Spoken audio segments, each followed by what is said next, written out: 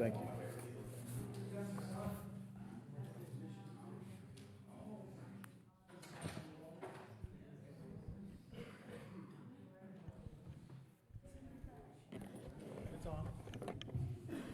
I'm sorry, you said it was on? Did you say it was on? Did you say the microphone is on? Sibilance? Hey everybody, greetings. My name is Colin Docterman. I am the chair of the Scioto County Democratic Party. I would like to thank each and every one of you for being here. If where you spend your time is a reflection of your values, then you all clearly care about your community a lot, and you want to see it thrive, and you want to see elected officials that show up for us. So thank you for being here. I've been frustrated in my 5 years of involvement in local politics with the unwillingness for people to debate, to engage on the issues when they're asking for your vote. I would like to change that. And this right here, these people being willing to show up and answer for themselves, they need a round of applause right now if we could. A round of applause for democracy. So we look to have more of this. I don't know what happened to the microphone. Okay, there it is. We look to have more of this, and thank you all for coming very, very much. Couple of housekeeping notes. Help yourself to the coffee. Help yourself to the donuts. That urn was larger than I anticipated. It's supposed to caffeinate 100 people, and not seeing quite that many, so help yourself. And the restrooms are right back here. If you didn't know that, you can submit at any point in the proceedings. Don't expect me to be able to read it last minute and vet it. If we get to audience questions, please do keep them, we'll be the ones reading them, right? Am I right, Eric? That's what we're doing? Drew? Yep. We'll read them for the people? Okay, all right. That way there's not too much opine, too much wind up. All right, with that, I would like to hand it off to Drew Carter. He has done this before, provided some moderation for candidate forums, and we're very, very happy that he was willing to do that again today. I'm going to let Drew Carter take over. He has been involved in his community, trying to form young men into good adults, to well-rounded individuals, and I am very thankful for all of the work that he puts forth here in the city of Portsmouth. So, Drew Carter, I'm going to hand it off to you. Thank you very much. Thank you. Thank you all for having me. Right now, we're going to lay the ground rules. Can you guys hear me? Yep. All right. Each candidate will be given 2 minutes for opening statements and 2 minutes for closing statements. During the Q&A portion, each candidate will have 90 seconds to answer each question. If they'd like to respond to another candidate's comments, they may request a 30-second rebuttal at my discretion. We will rotate the order of responses so that no candidate is always first or always last. Questions come from the moderator and questions submitted at the start of this event. If you have a question, get them to the organizers now. All questions will be vetted to ensure they are fair and apply to all candidates. We ask the audience here in person to please remain respectful, no cheering, booing, or interruptions. Online viewers are welcome to comment respectfully, but disruptive remarks will not be passed on. We'll begin with opening statements. Each candidate has up to 2 minutes to introduce themselves, share their background, and explain why they are running for city council. We will start with Christopher Neff and then proceed in order down the line. Good evening. For those of you who do not know who I am, my name is Christopher Neff. Most people just call me Chris. Some of my old friends use my middle name, that's Dwayne. So if you hear someone say, "Hey Dwayne, what's going on?" That's still me. But anyway, I would like to thank you all for coming. This has already been stated. And I have been a lifelong resident of the city. I went away for a little bit to go to school for a minute or two. And I've gone away several times to work. I have raised my family here. We have a son and a daughter. Both are college educated. My wife has a degree from Shawnee State, a couple of those. And I think the love I have for the area is evident in the work I do for many, many people in this city and area. I've worked on contracts for the city of Portsmouth. I've worked on contracts for the state of Ohio. And I've worked on national contracts with contractors that are a lot bigger than I. We pride ourselves in doing work to the satisfaction of our clients, not just so we can get paid, but because our name is on that particular job. We've had great success with it.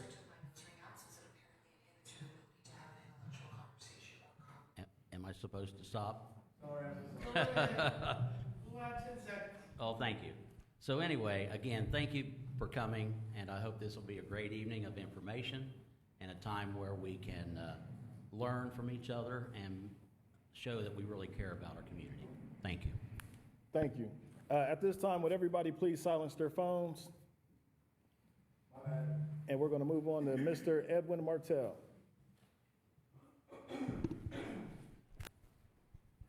All right. Hello, everyone. Thank you for coming. My name is Edwin Martell.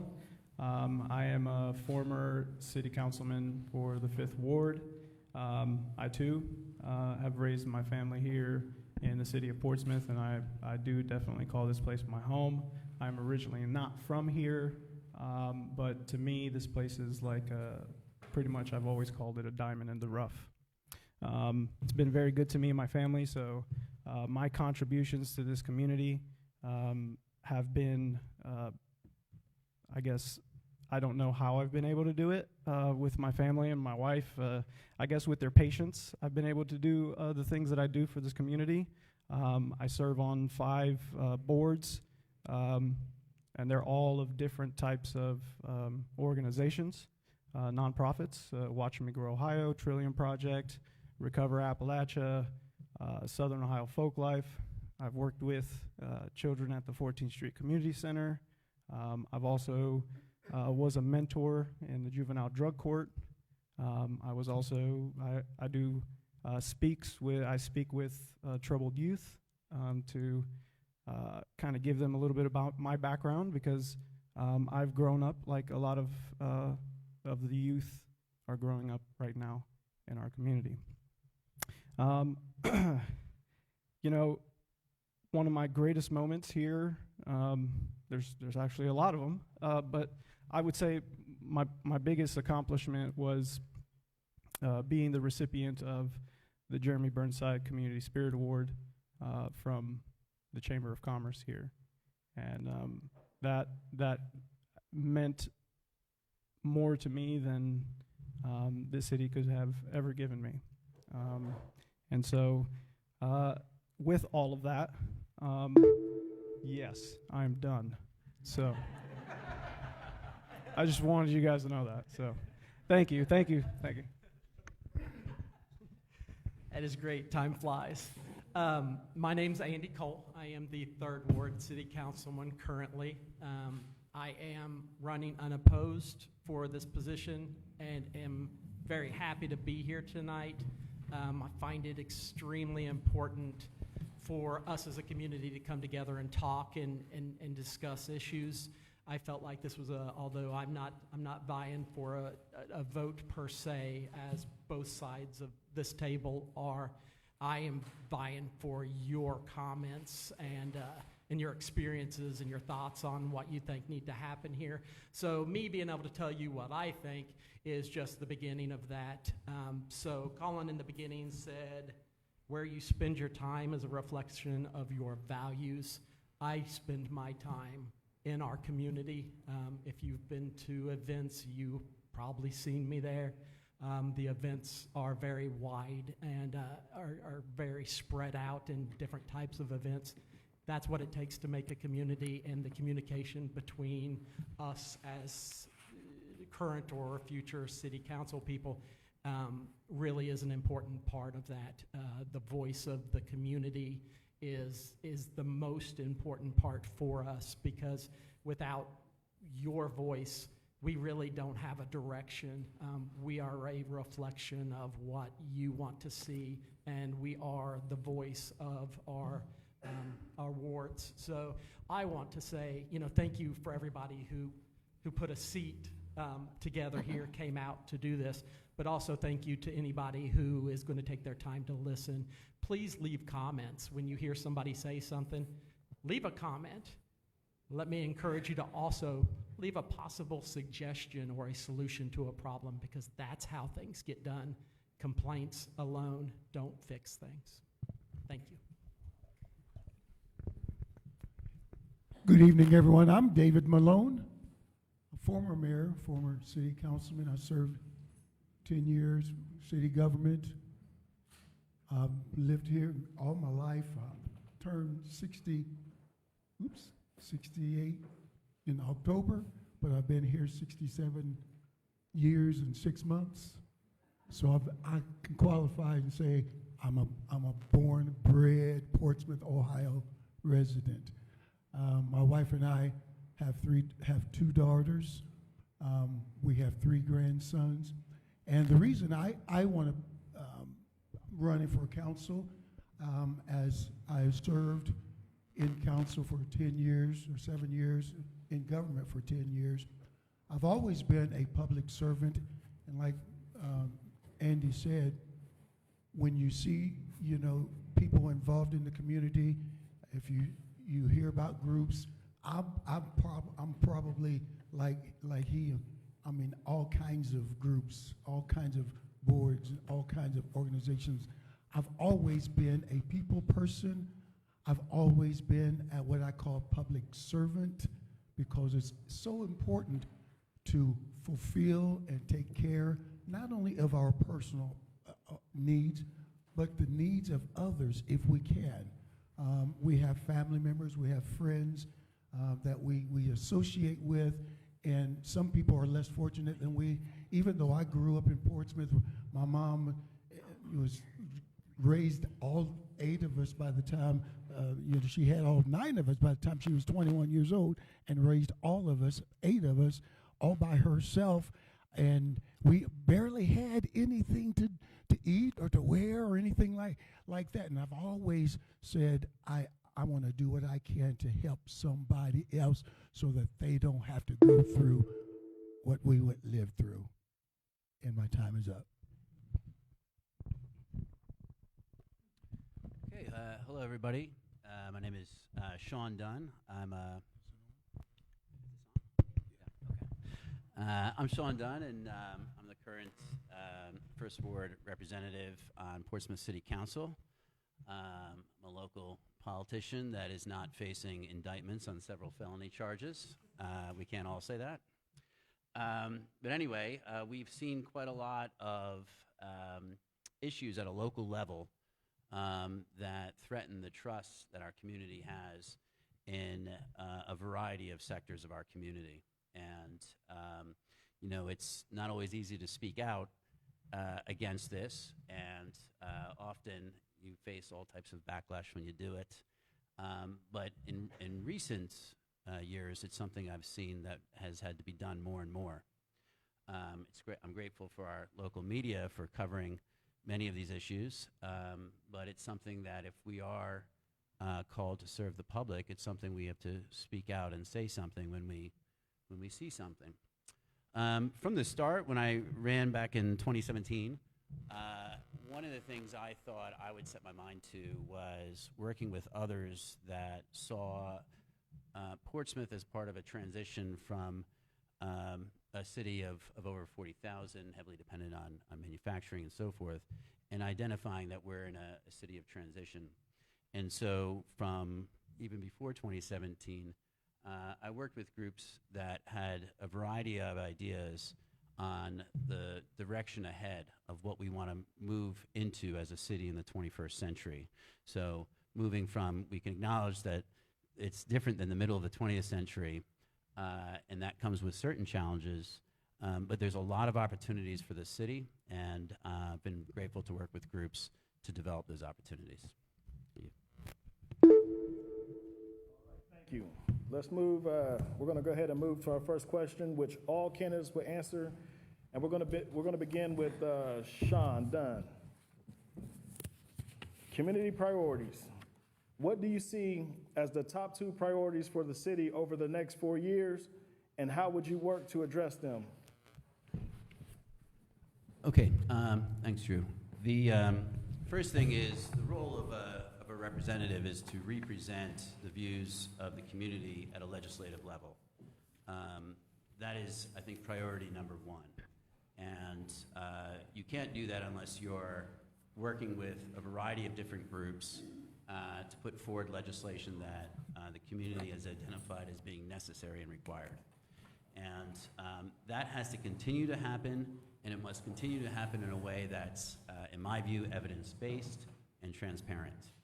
And at times, over the last 8 years, that has happened, and at other times it has not.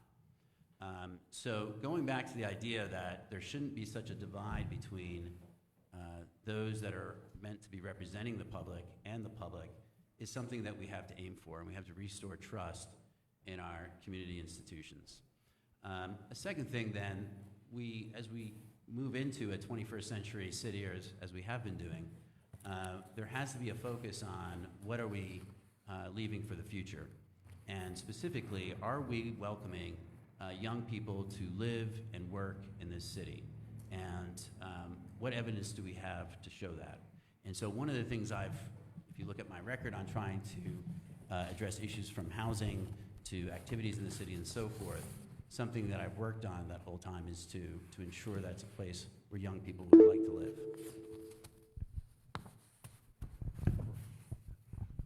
Well, the top 2 priorities I feel, number 1 is the roads. I mean, you talk about, every time you talk to people in the community, they're always complaining about their cars being torn up, and the roads are a mess. And I think it's something that the city needs to look at. And I know that when I was part of government, there is a process of meeting and what we call them, fixing the roads, milling and pothole patching and just,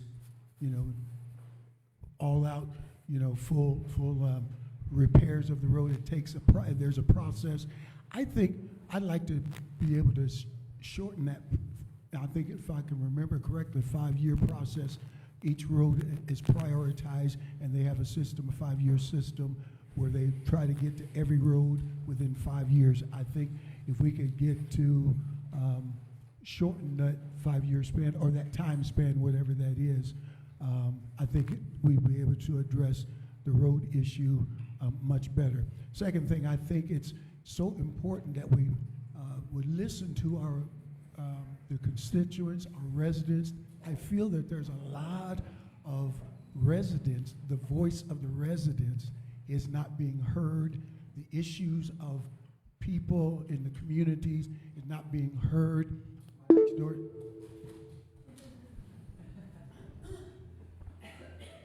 It is tough, folks, to try to get some of these points answered. They're deep. 90 seconds doesn't really give an adequate amount of time. Follow up with everybody that's on this board so you can get more in-depth answers from them about things you don't feel were explained enough. I'm going to go as fast as I can. So 2 priorities, very simple: infrastructure, jobs. That's boring, everybody says it, every politician in the world. But it's real. So how do you do that? From my perspective, I bring a business aspect. Our budget is the #1 key point in what happens. It gives us the money to do the things we can do. Looking at our budget, finding gaps, looking where our needs are. You mentioned road needs. We can talk about that in detail, but there's a fine line between what comes in and what goes out and where we're going to put it. If we take more from our budget, our CIP funds, and put it on a road, then somebody else is not going to have funds for another project that may be just as important. Or we are still paying off things like our fire truck. There's still payments that are due, so we have to have enough money. All these things are very detailed and deep. And when you start to learn what happens when you do one thing what happens to other things? That's a hard juggle to do. So for me, budget is really the number one thing that we have to keep our eyes on, because that's going to give us the ability to do the things we need to do.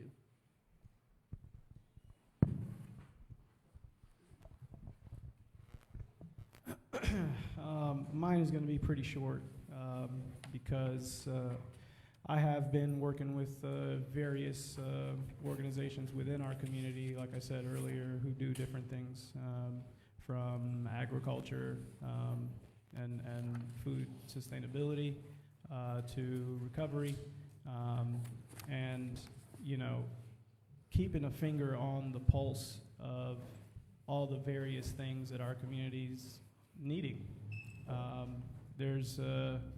I mean, our youth are struggling. They don't have anything to do, right? We keep hearing that. That's going to be a priority for me. When we talk about community, I know that Councilman Cole, yes, I knew that. I totally did. Is talking about the budget and things like that.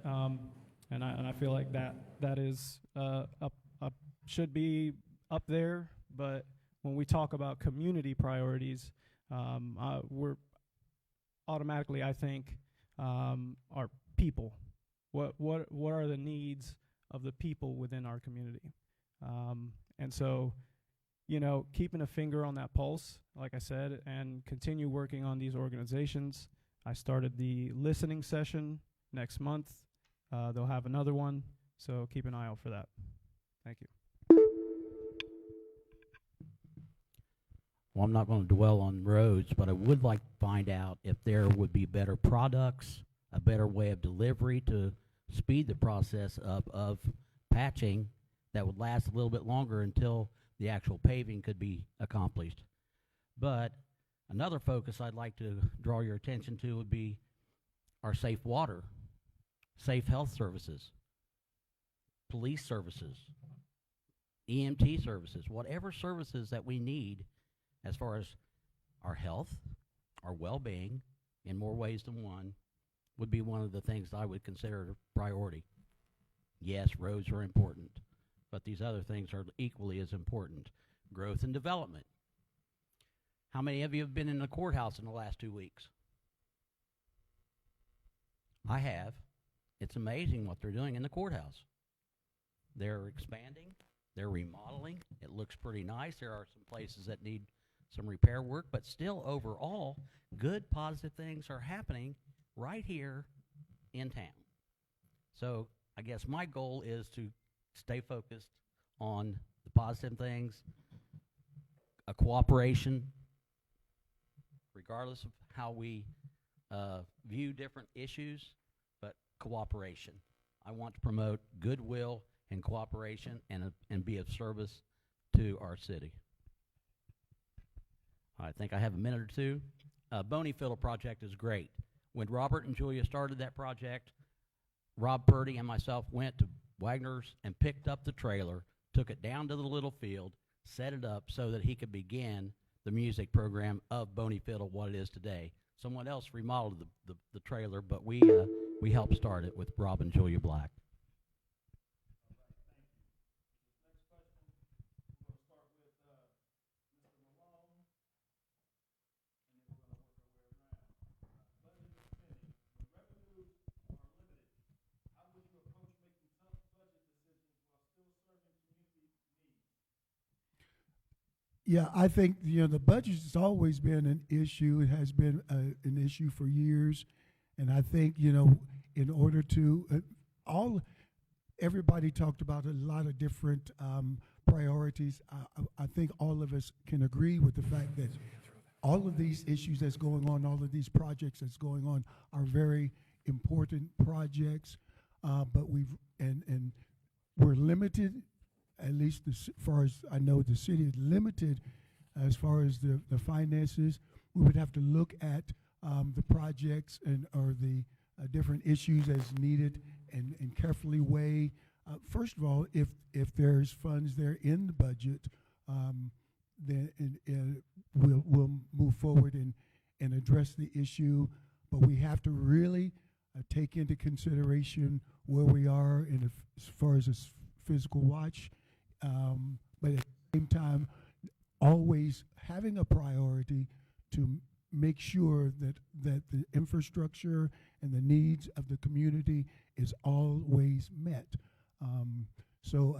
It's a fine line that has to be walked, but it's something that's we really need to be diligent in making sure that services are continuing to be had at the same time being physically responsible.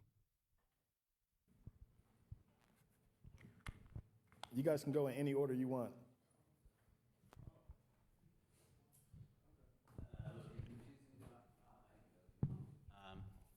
Okay, for budgets and spending, the first thing I would point to is my pattern of voting.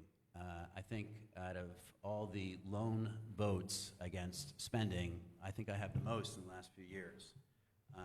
This included voting against certain requests from city departments, which doesn't make you popular in doing that in those departments, but what you do is you review, make evidence-based decisions, and vote according to that evidence. And so I did vote against spending that would include, it was increasing the number of workers in one department, but after researching the grant, speaking with a representative in that organization, I was able to come back to the city council and explain, well, this is why other municipalities are also not doing this. I have always demanded that we should use certain types of reviews before large amounts of spending, and when we don't do that, I've voted against it and spoken out against it. And so, you know, there's times you say no, and it's one thing to say you'll say no, but I have a record of saying no, and so I stand by that. And then the second thing, when I have looked for spending, I've been directly involved in the completion of grants to support a variety of different projects. And so rather than just cutting spending, I added revenue by obtaining grants.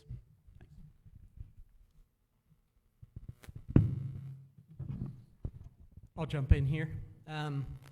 So one of the biggest things that City Council is tasked with is a budget. It's given to us every single year. It has a gazillion line items, and it talks about a gazillion things that nobody can know everything about. I love spreadsheets. I think it's very important, as I kind of alluded in my last statement. Without budget, we can't do the things we need to do. Our city has been on financial watch for so many years. It was my initial goal to see what I could do, how I could tighten, what I could pay attention to see what would happen with our city revenue. Can we get out of the red?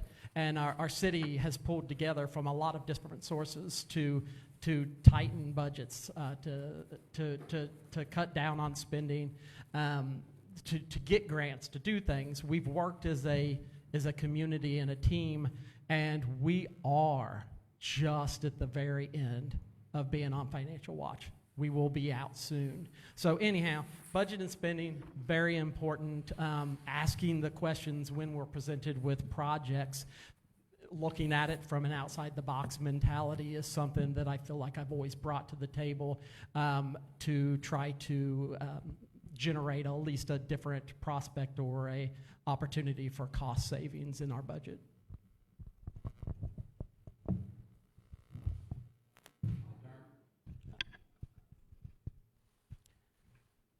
Well, I think we need to provide more information and easier access of our citizens to where the money comes from, whether it's taxes, whether it's private investments, or grants.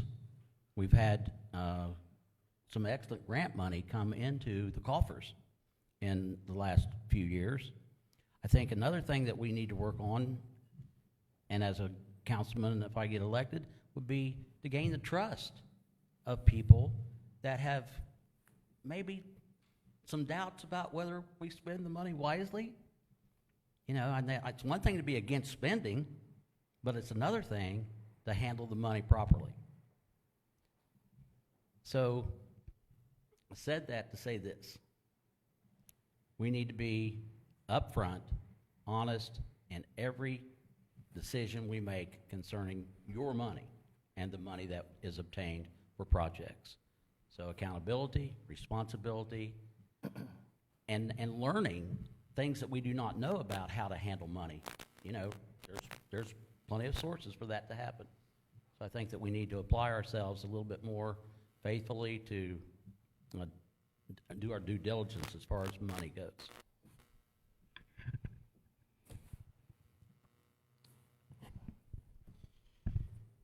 Well, I don't want to beat a dead horse, but honestly, one of the hardest things about council is making those budget decisions on spending. It's never popular, no matter what you're voting on. You know, being consistent, transparent, right, is going to be key, but also learning outside of the box of what other cities are doing to help either bring in more revenue or make some cuts in certain areas. You know, that pack that comes, that budget, that line item is exhausting to look at. It's like an encyclopedia book, dictionary that comes to your house. It's delivered by FedEx. Just kidding. It was a joke. No? Okay. But you know, it's a lot of very tedious line items, and you just have to stay kind of focused on, you know, ask the questions as well. Is this something that we need? And that's it. Yeah. Thank you, Edwin. On to growth and development. What kind of growth do you believe will strengthen our local economy, and how would you make sure that growth improves quality of life for all residents, not just a few? And we can start with Mr. Coe. All right, huge subject, way short time. Growth is kind of, in a small city, a challenge. What do we want? Do we want a big business? Do we want an Amazon to come in here? Of course we do. Everybody wants 10,000 jobs instantly. That's not viable. It's not going to fall in our laps. So from my perspective, we have to focus locally and small. I think Shawnee State University does a great job with entrepreneurs, trying to encourage them to open small businesses. In that regard, it is our community involvement that makes that successful. Small businesses only survive and grow when we get out and patronize them. If we don't support and come together as a community to make our area grow, our businesses grow, they won't, and we won't have anything. So growth makes growth happen. When we focus on it, like a lot of my constituents are older. I have a Hillview Retirement Center, and you know, I've got a lot of elder people in our community that need a place to congregate and go. The Market Street area with its revitalization is a great place to start that. So when we get people that have a community that they can go and interact and feel comfortable with, but also have small businesses that can support that, this is it's a way for everything to come together and actually make real growth happen without unrealistic expectations.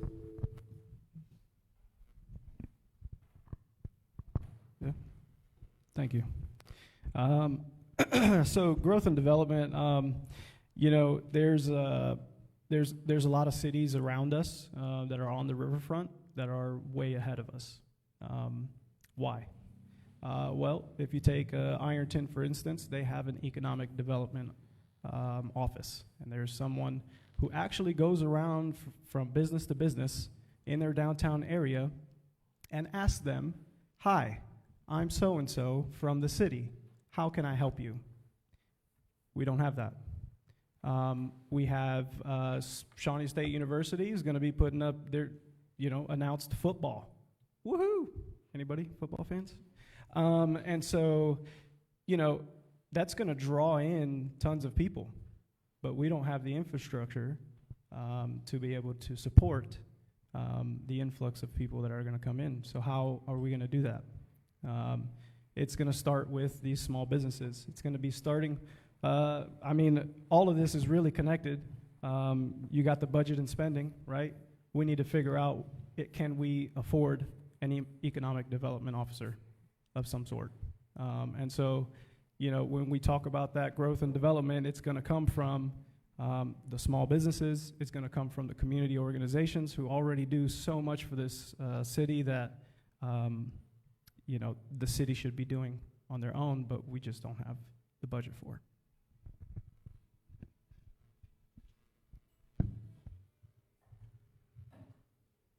My construction company and business offers opportunity to anyone who will show an interest in working. We have had the privilege of offering a job opportunity to young men from the STAR program in Franklin Furnace. I've taken young men just straight off the street, said they didn't have any place to go, anything to do. And I said, well, if you're willing to work, our company will pay you. And we've given them chances. The two young men that came from STAR are both employed. One of them is a manager of an apartment complex here in Portsmouth.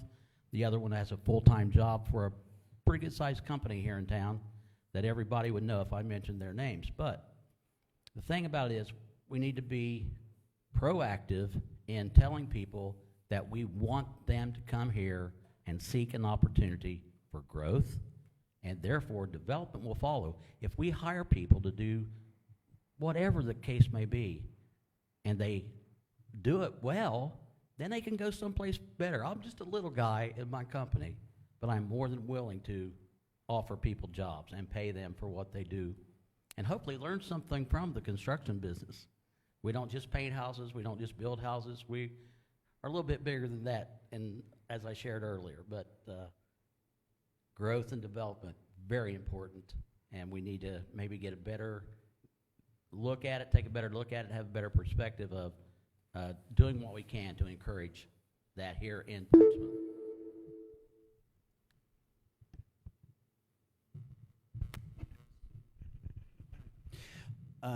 Well, I think for growth and development, we should start by acknowledging what we know and what we don't know. We currently don't have anybody with extensive education in economic development or with many years' experience in it in the city. So that doesn't mean that we surrender any plan for growth and development, but what it means is that we seek out municipal advisors to help us in guiding us in development.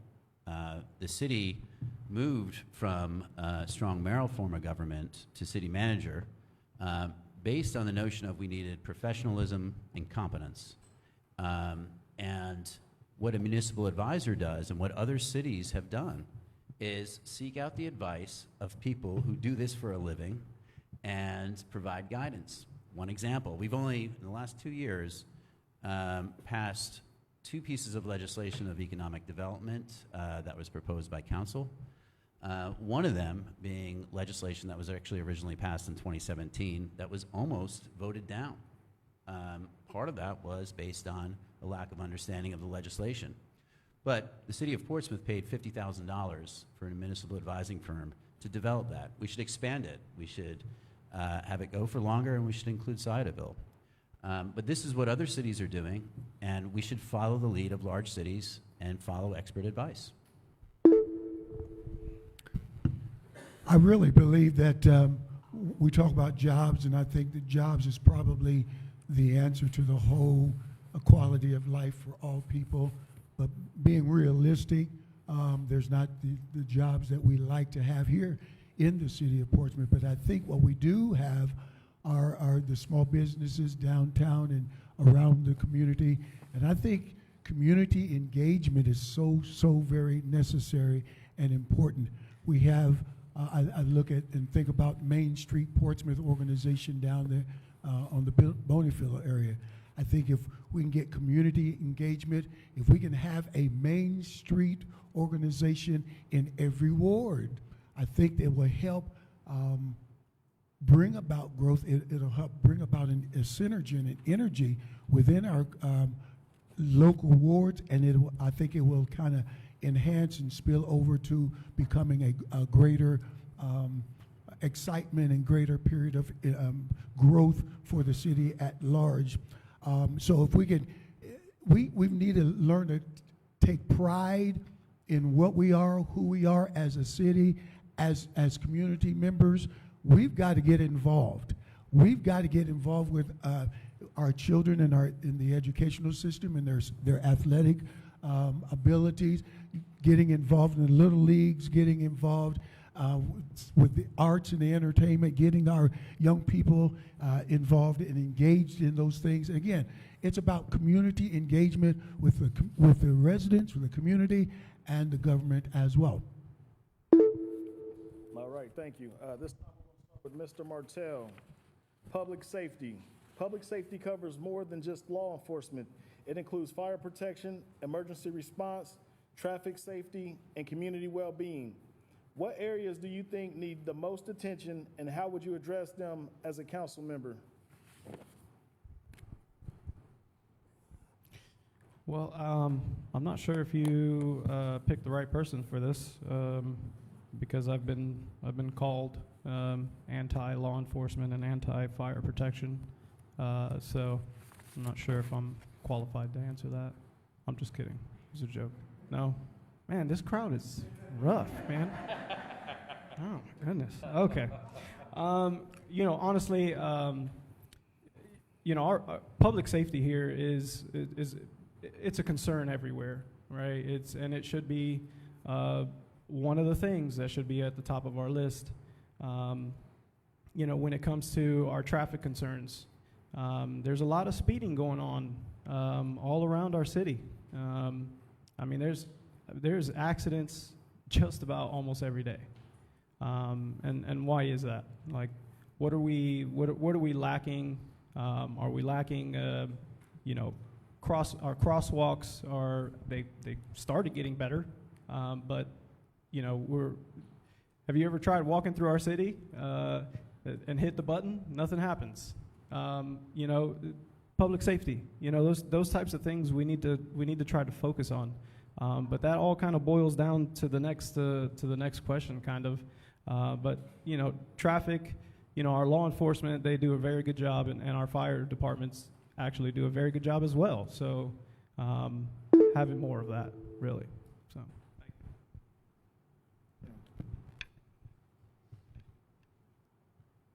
Well, one of my biggest concerns is litter, unsanitary conditions, burned out houses that have stood for a long time. Have one on my street. Talking about laws, if you know anything about Maybert Road, it goes uphill from McDonald's all the way to the end of it. Coming down Maybert Road, there are signs posted on almost every other telephone pole that says, no parking this side of the street. I don't know how many times I've had to ask people not to park there, because if there's a car parked on this side and a car parked on this side, the fire trucks, the emergency squads, even the police, I have a hard time, although they do come up there often enough to take care of their responsibilities. Traffic concerns, that's huge. We change roads or streets from two ways to one ways. That takes a little bit of adjusting. I think we need to tell people ahead of time, give them a trial run or something, so that they would not get caught in going the wrong way on a one-way street. I think it's good. I think the direction we're taking on 6th Street is a good thing, and there are other really good things as far as traffic goes. So we continue to do things like that to help everyone.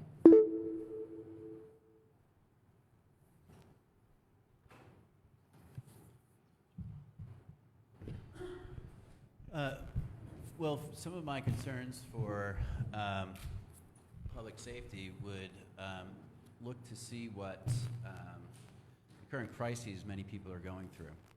And this ranges from kids in school to our senior community.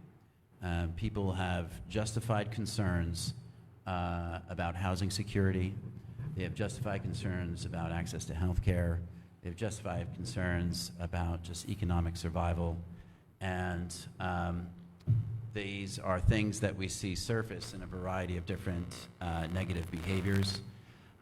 So some of the things that we can do as a city council is to enforce a certain standard for our housing supply and to get more people housed, and to ensure there's again, a quality control for housing, and establish a land registry, as we were advised to do by municipal advisors that we paid tens of thousands of dollars to follow their advice, and just recently we decided not to. I mean, I proposed it. But anyway, these are things that we can do. We can't wave a magic wand on council, but following the advice of municipal advisors in housing, following the advice of others that have been involved in different types of development, would make this a more safer and secure place to live for people. And it's, I think, a serious crisis right now for all age groups. Police and fire, traffic safety, emergency response teams, all of it is important. This particular issue is very important for me because of the fact, as I started to allude earlier, my next door neighbor, she lost her father because of the fact that there was an issue with the EMS, the 911 dispatch. And so the response was slow, and even the response, it almost was a non-response. She called, her daughter called, and the dispatcher seems as if she had no training to give her counsel, to work her through helping her dad, and ultimately he passed. So I think looking at the process of EMS, the 911 dispatch, and training, if they're not properly trained, get them trained, because everybody is going to possibly need EMS and 911 and a quick response at one time or another. And I think it's so very important for us to look at that and find out, make sure that the process and policies are in place for proper training so that our residents can get help when they need it, at the time they need it. Thank you. So public safety, yes. I kind of focus in on the police and fire side. EMS for me is probably one of the biggest concerns that I have for our community going forward. Within the last year, I think we've lost multiple ambulance services. We used to have like 4 or 5, I don't know, maybe more. We're down to 1. Our fire department has picked up the EMS services. You know, they are our new ambulances, and they're doing a great job. Their response time actually is very good. I know the situation you just referred to, they were there, I think, in 2 minutes. That's a pretty good response time. They are doing a great job, but it is a hard job. So for our one existing ambulance service, they're a business as well. So when they go to a call that may be a Narcan call, and they give their service, and the person pops up and says, "I'm alive, I don't want to go to the hospital," that ambulance service cannot bill for that. So therefore, as a business, how many times are you going to respond to those kind of calls as a business and not go out of business? Our fire department has picked up that slack. We do that as a public service as a city because we need to have that service for people, and we do it very well. But I worry about that. We have very limited EMS services outside of our great fire department, and I support police and fire extremely hard. All right, thank you. Improving first impressions. Our city's entry points are a gateway for visitors and a daily site for commuters. What specific plans, if any, do you have to improve the aesthetic appeal and landscaping of these areas to create a more welcoming impression? Specifically, 52 and 23. And we're going to start with Mr. Neff. Could you repeat that question, please? Okay, we're focusing on improving first impressions. Our city's entry points are a gateway for visitors and a daily site for commuters. What specific plans, if any, do you have to improve the aesthetic appeal and landscaping of these key areas to create a more welcoming impression? Well, the murals are definitely a tourist attraction, so pointing to things such as the murals would be a great thing for us to get involved with. And all of the sites that are worth seeing in the area. I know we need possibly to help the 1810 house with some of our money, should that become more immediate than it is, because they're struggling with engineering problems, foundation problems at the 1810 house. I certainly would not like to see that go away because it's vital to our community. And there are other things that are very important. I think we need to concentrate on the positive tourist attractions we have here, and the people here are great. I see people all the time say, hey, that's a friendly town. I just got here and everybody's friendly. They say hi and how you doing and this, that, and the other. We need to be more friendly maybe and more serious about our responsibilities. And things along those lines. Your turnout here tonight is an example of your concern for what's going on in our community. We need to provide information that people can use to our benefit.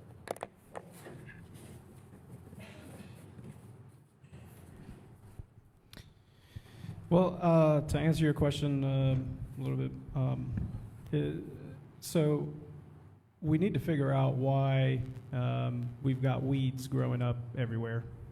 And is it a problem that we don't have enough workers? And if we don't, why are we not utilizing small businesses that take care of lawns and do weed eating? Why are we not subbing that out? First impressions are going to be, for me personally, public art attracts people. Not having bumpy roads, like 23 coming from New Boston into Portsmouth. New Boston, yeah. So, you know, fixing those roads, beautifying it, picking up litter, getting rid of those weeds, figuring out why are we lacking in that area? Because honestly, there's our entire town is weeds, and so if it isn't a volunteer that's out there picking weeds and putting new fresh bark down, it'll never get done. And so we need to figure out as a city what are we lacking, and why are other cities doing it better than us? Okay, this one's easy for me. Trash. Our entire town is full of people that think the window is a great place to throw their trash out of when they're driving. We need more respect for our city. We need people to understand that they have pride in ownership of their homes, of their yards. We need to take responsibility for ourselves and for what we're doing to our communities. New Boston, where we're at currently right here, there is a difference between 52 in the trash. You can see where the Portsmouth line starts when you come into Portsmouth, just trash related. That's because New Boston has taken a proactive approach to put people on top of that and make it important. I think it needs to be important for everybody. Portsmouth is a much bigger area. Now roads for 23 and 52, those are state handled, so Portsmouth won't pave the interstate. That's what the state does. But that's a reality if we need to stay on the state to make sure that those roads do continue to get paved, not just when an elected official may come into town. I think that would be a very good step in the right direction. But the first initial impression coming into our town is definitely enhanced by no trash. I like weeds is a very good thought. And public art, you know, a strong proponent for that. I think we're all on the same page. Garbage on the roads, garbage on the highway. We also need better and new and clearer traffic signs, and also traffic lights needs to be repaired. You come into the city, those lights, the traffic lights busted. Sometimes, they look like the lens or the cover of the lights is all broken off. On these traffic lights, they need to be repaired and taken care of.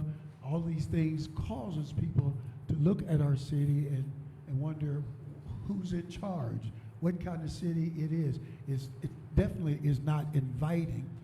We talked about the roads. I think it's important to look again at the streets in the city of Portsmouth and have a higher priority in getting to these streets in a quicker enough time before they get so bad as they are. We also need to, again, this comes back into community involvement, community engagement. Every household and even the city of Portsmouth needs to prioritize keeping grass cut, keeping the weeds down, and beautifying the area, and inviting those who come in from out of town, ensuring a clean, safe, and beautiful city environment. Okay, I would suggest as starting points for improving entryways into the city, one is to read the housing study that we paid for. It was one of the entryways into the city was one of the areas they encouraged us to look at. And then when we're looking at those entryways, I think we can do so in two ways to produce tangible results. The first one, housing in poor condition and the entry into the city can be addressed in a way that doesn't necessarily just bulldoze the houses. We were in touch with the receiver that the city of Columbus uses, who takes dilapidated houses or even vacant houses, does very quick improvements to them, and then puts it back onto the market. This is something that I host her. She came down here, and I'd like to see collaboration with the county in order to address that issue. But I think the number one issue moving into our city or an entryway is the Buckeye terminals. It's been blocked to try to obtain those properties and to remediate the property. It's a brownfield. It's like the last existing brownfield in our county. People are saying that public safety or public health is a concern. That should be a concern right there, right on our riverfront. It not only is better for our environmental health, but getting rid of that will make the entryway into our city look much, much better. All right, thank you. We're going to move on to some questions submitted by the audience. What are we going to do about housing? How do we keep landlords in check? Have you thought any on increasing income-based housing? And we could start that off with Councilman Cole. Thank you. My knowledge on income-based housing is very limited. I think it's a great question. It is definitely a concern for our area. The amount of housing needed versus what we have. We've watched pricing for rental homes and apartments just skyrocket. I feel like our cost of living that used to be very low has just gotten out of control, and I think most of that is based on housing costs. So, I don't have a great wow, surprise you answer for that, but I do have I concur with that question, asking about how can it be affordable? What is the role of the city in terms of making things available or supplementing income for that? I don't have those answers, but I like the question, and I would like to know more about that too.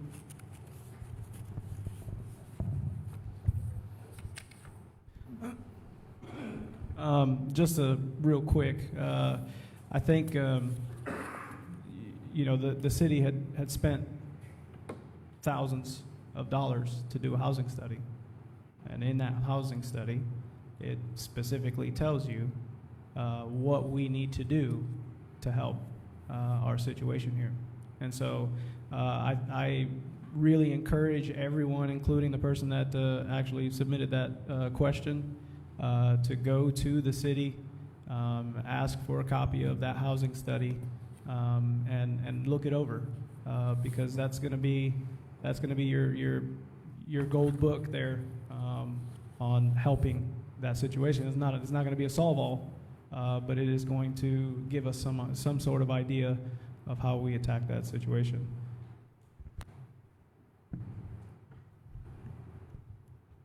Habitat for Humanity is doing what they can. They're in the process of building a new home right now on the west side.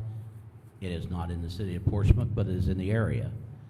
So if we have organizations that are similar to Habitat for Humanity, and we can search them out and find out what it would take to build some new homes here in the area, I think that would be a step in the right direction.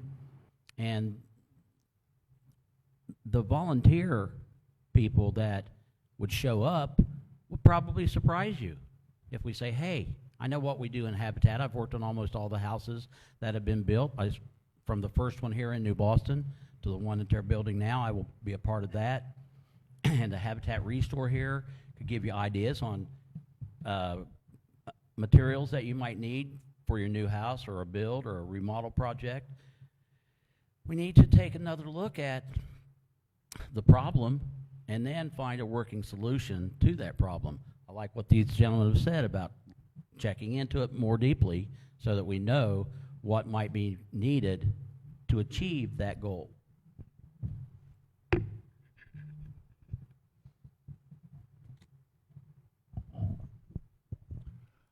I'm not familiar either with the income-based housing as well. So I think if is a process and a study that Mr. Martell mentioned, I think we need to look at that. And again, I keep using the terminology and the phrase community engagement, and I think it's so very important. Again, everybody's got to get involved and the city cannot and probably will never ever become renters or homeowners or anything like that. But I think if there is opportunity for us, for the city to be able to address the housing issue through private individuals, private organizations, I think it's very good for us because, well, and not to be preachy, but as the Bible tells us, we always have the poor with us, always. We'll have homeless people with us, always. But because we have those poor and the homeless, there's no reason for us to turn our backs on them and just say, woe is me, or whatever. We need to do what we can to address this issue of homelessness in whatever way that is available to us.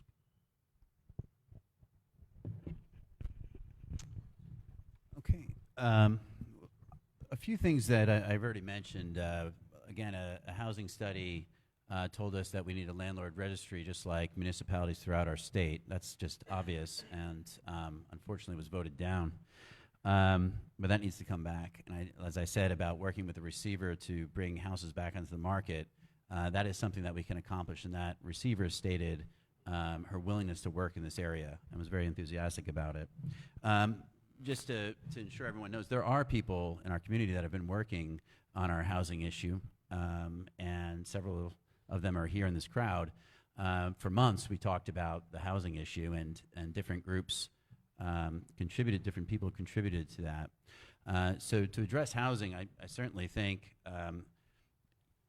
housing that is not exorbitant in rent and that has a high quality of standard is something that's possible for our city.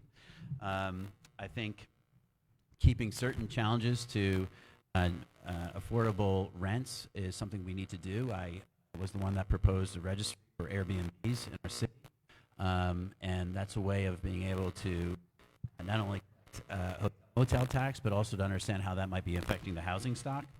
I also, the Economic Development District that was passed, one of the things that it can do is provide funding to build older buildings that their repair is very costly. By taking advantage of those funds, it allows those buildings in the first ward to be renovated. Your phones. We're going to go back to that question. There's a part of the question that wasn't really answered. One of the audience members said, how do we keep landlords in check? There's a big percentage of rental properties in the city of Portsmouth, and a lot of them look condemned, or they look like people shouldn't be living there. How you as a city council member, how would you make sure you keep those landlords in check? I would say enforcement. There's codified ordinances in the books that needs to be enforced by the health department, police department, fire department, and the city manager, everybody. I mean, every new municipality, in fact, every family, every business, they have purpose, they have vision, they have goals. One of the things, even as our ministry, if there's 5 things that we do, or 5 purposes that we have as a ministry, and this is a good example to use. If something that needs to be done is covered by those 5 purposes, we do them. The codified ordinance is a manual for everyone in the city of Portsmouth to follow and to address and to enforce all those issues that has been violated.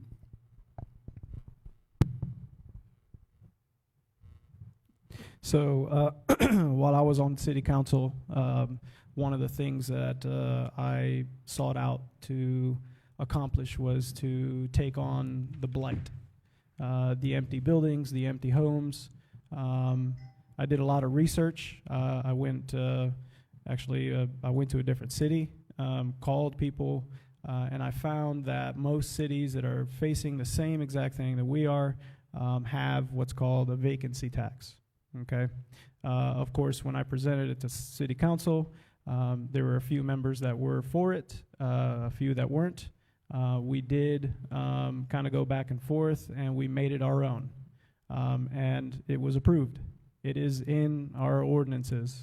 We can go after these individuals. The problem is that we don't have the enforcement that's kind of piggyback to that, right? We do have a code enforcement officer, but we only have one. And so when you only have one, things are going to fall through the cracks. So, part of this issue is getting more code enforcement officers to be able to handle a little bit more.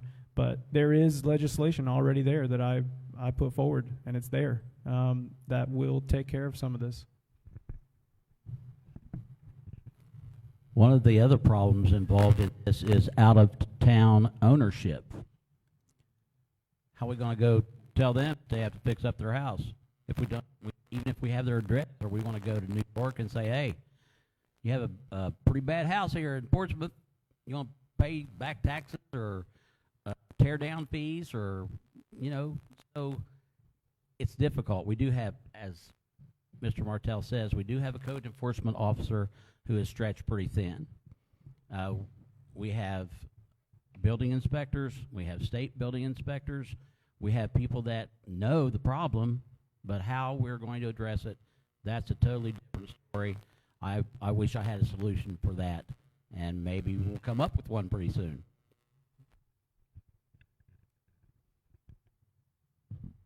I'll jump in here too. My 2 cents may help a little.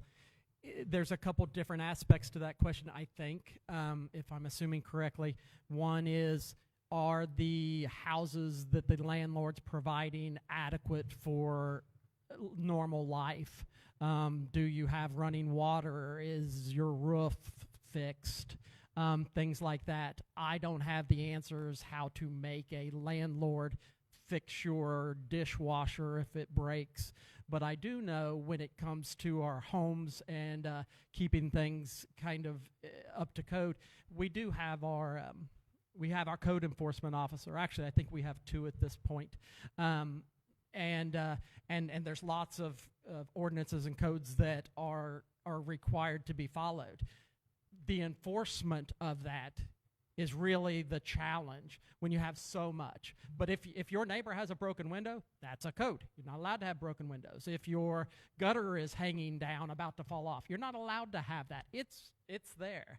Edwin mentioned that he put something forward. It's there. There's things that are there, but there's a lot of details that go into it. How do you do this? Who do you report it to? How do you keep track of it?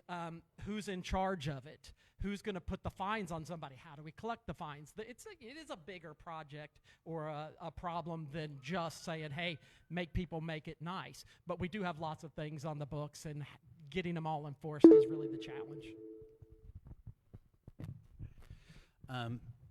I don't think it's as difficult a problem as it's being framed as. One of the things I think you first start off with is what is the major source of problems that are reported to code enforcement, and one of them is out-of-town property owners. And so other cities have addressed this issue in ways that have proven successful, and rather than reinvent the wheel, I think we can follow their lead. In Cleveland, they forced out-of-town property owners to have a local representative to be the liaison between them and the city. If we had a landlord registry and you have properties that are in violation of code, you can lose your license to be a landlord. This was voted down by our current council. That's a very easy and direct way to enforce a quality of living, or a standard quality of housing, I should say. We have done other things. I propose to increase fines on certain violations. Again, because we found that certain violations, like tall grass, it's a handful of people that are kind of like repeat offenders, and so we increased that. But again, following the advice of municipal advisors, establish a landlord registry, and also make use of a receiver, and that allows us to address problematic out of the area property owners.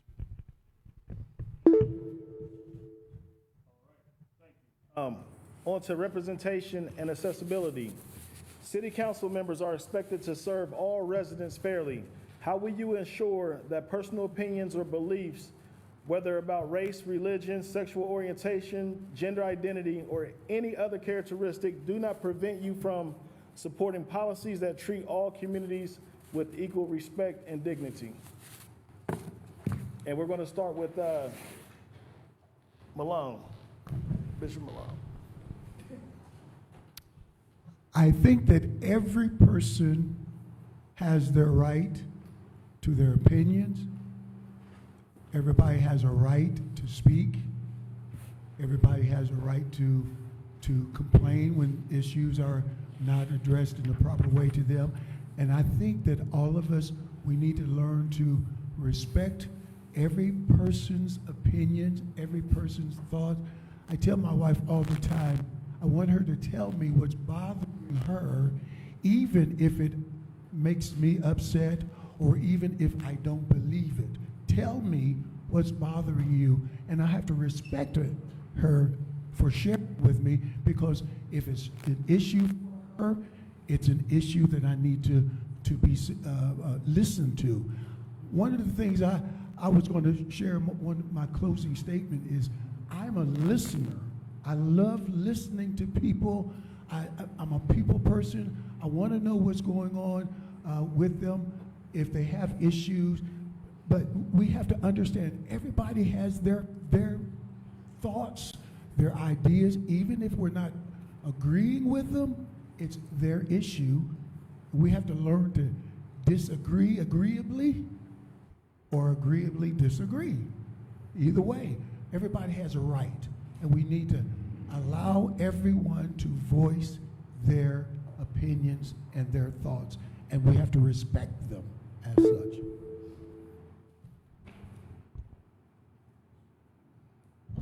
Let's just go down the line. The question is phrased at city council members are expected to do these things. I really believe that the verbiage should be required. There could be an expectation of anything, but our roles as city council representatives is to listen to everybody. Even, I've gone kind of out of my way to make sure that I can listen to people that are not just Third Ward, because Third Ward has less problematic things that it deals with versus another ward that has some other things that's a little harder for them. So oftentimes I am talking to people and I'm listening to people that have concerns over, like what was mentioning, we've got a couple nursing facilities down on Market Street, and their concern is to get to Kroger. Well, that's not my ward, but, they're talking about the curbs that we've done, and there's a lip on the curves. And, so I take that to our city manager and I say, hey, this is something that we have to worry about. Doesn't matter who you are or what ward you're in, there's nothing that we do as city council people that should be discriminatory. We should not listen to anybody's opinions, whether it's right, wrong, you agree with it or not. I think it's very simple. This is a fluffy question that doesn't need to be answered. If you would not listen to your constituents because of any of these reasons, you shouldn't be sitting at this table.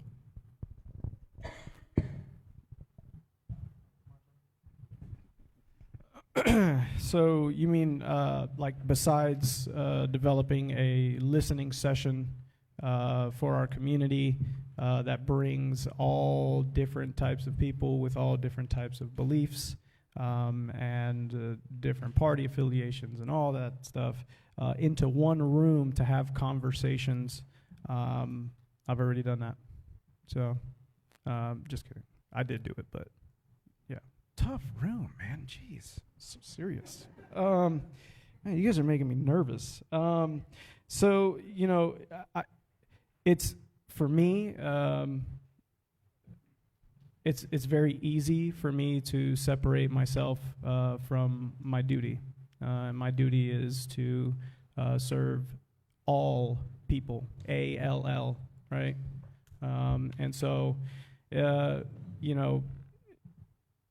listening, I'm just beating a dead horse, but come to the listening session, and maybe you'll learn a little bit more about how to engage individuals, because we say that it's easy for us to just sit here and say these things, but when buttons are pushed, you can see what happens. Like what we saw at the city council meeting that one day. So,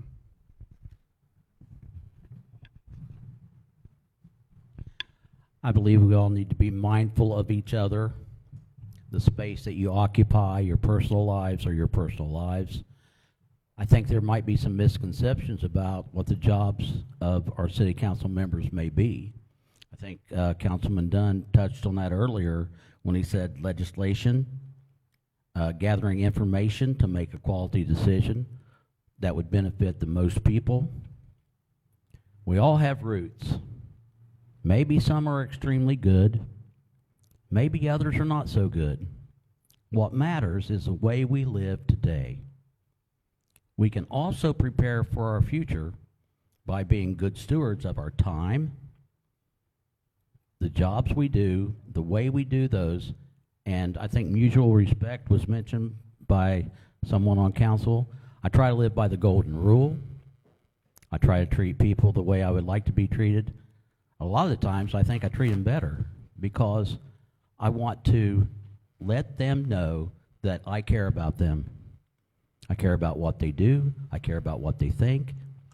And I hope that I am an example of that golden rule. And I think that we need to gather information.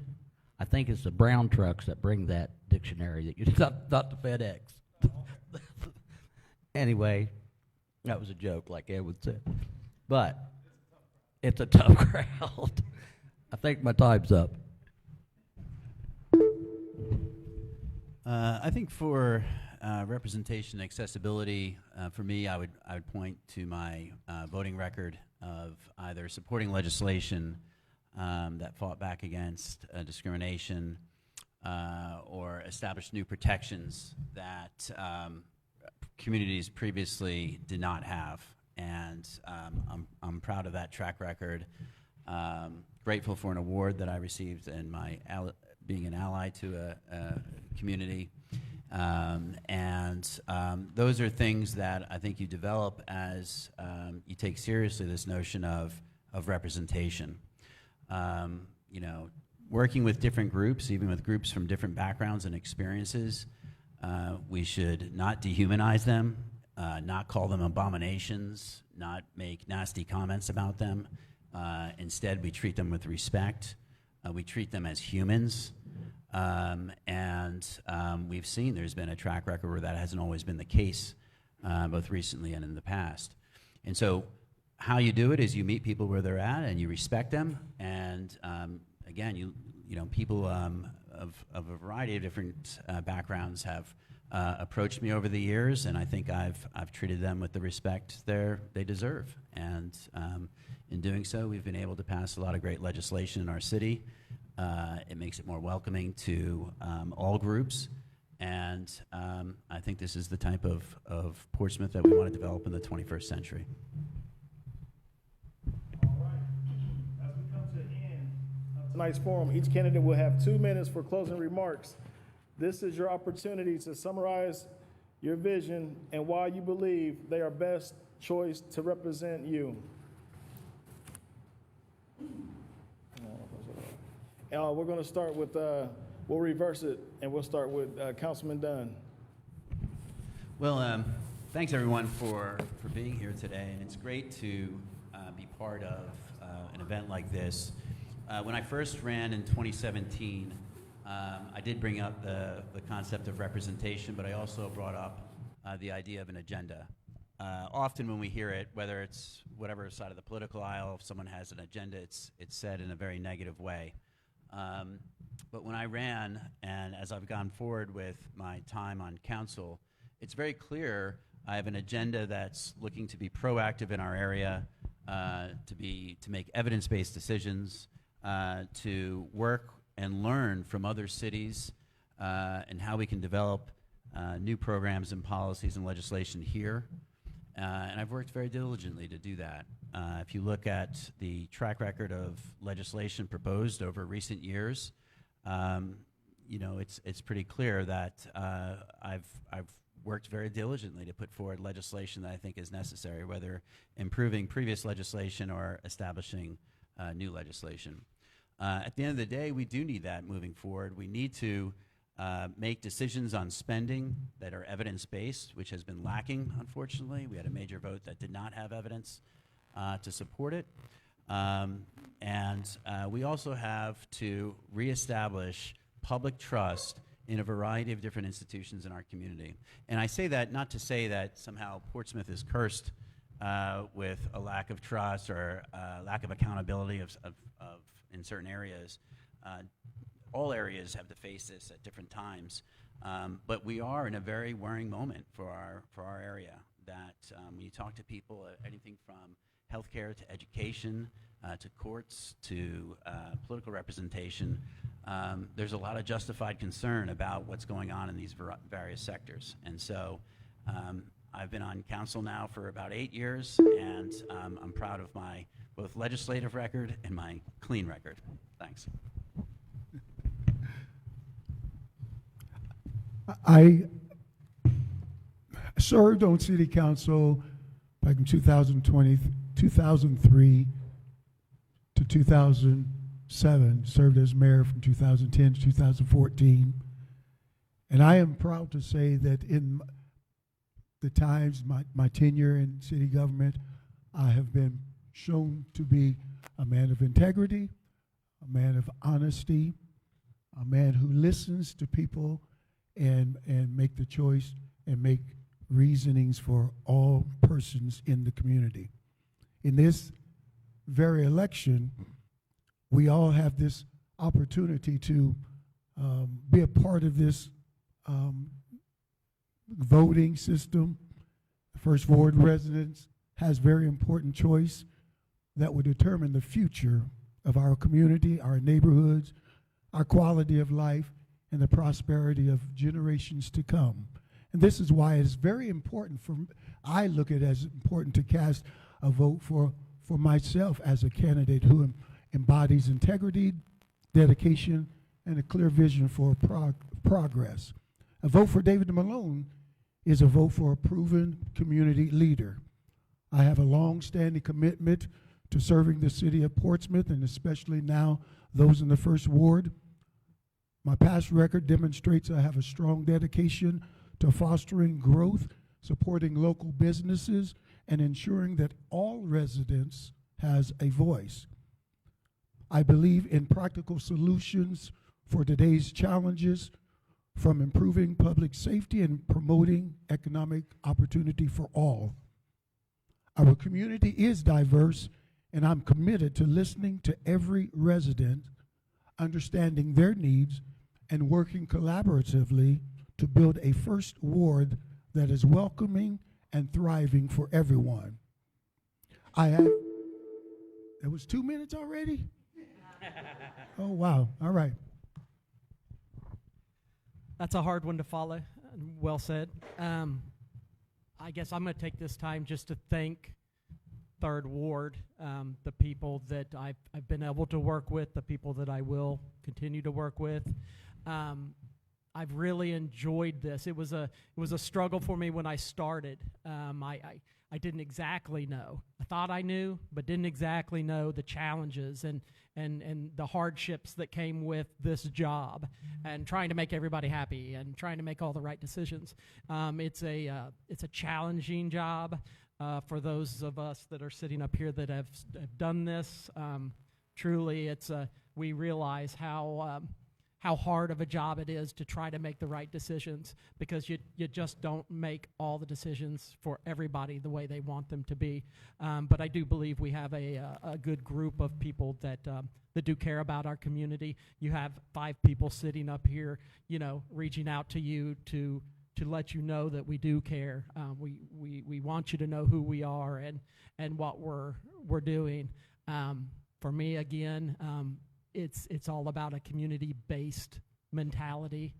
Thank you to all of our groups, our Main Street Portsmouths and our 14th Street communities and the Watch Me Grows, and I think just on and on and on and on. Continue to strive for groups and support groups that are fostering pride in Portsmouth, because that's where my excitement lies. I want to be with my community. I want to watch my community grow together with all of these groups. I think it's possible, and I'm seeing very positive things.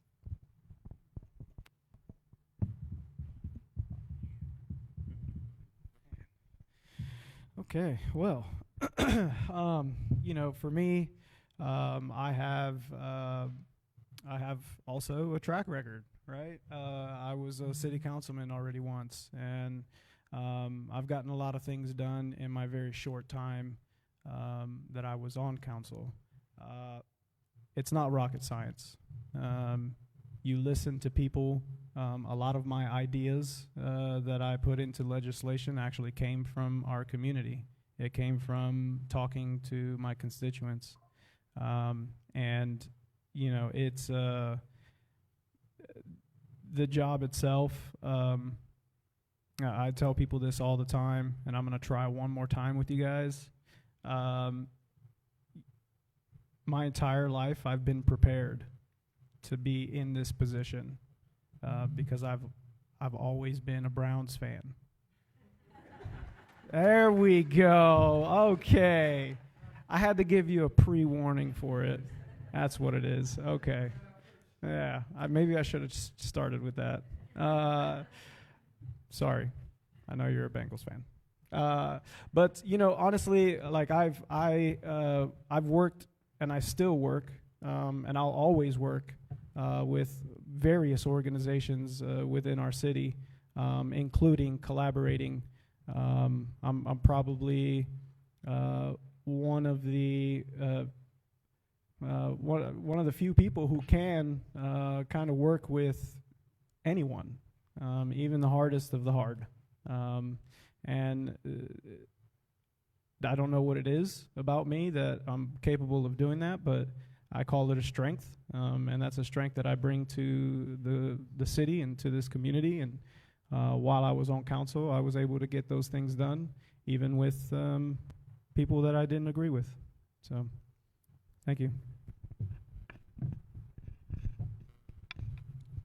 I am not a doomsday prepper, but from my Boy Scout days, our motto was to be prepared.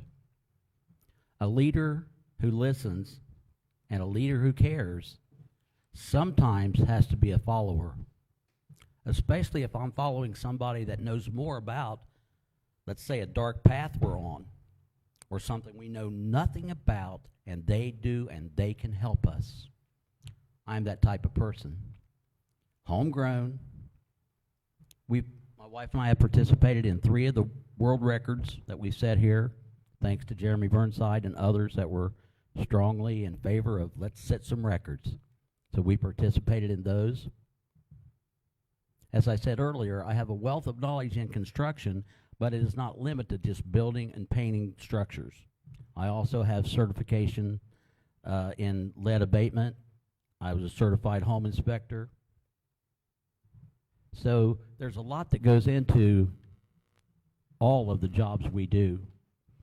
We do not always understand how difficult that may be. I don't know what you do for a living, but I'm willing to learn from what you can offer me. I like this saying that says an ounce of prevention is worth a pound of cure. I think we need to be prepared for the future.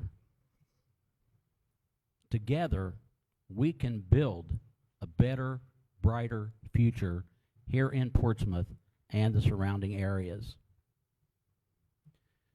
Take the necessary time to make your decision, and I most definitely would like to be of service as your next 5th Ward City Councilman.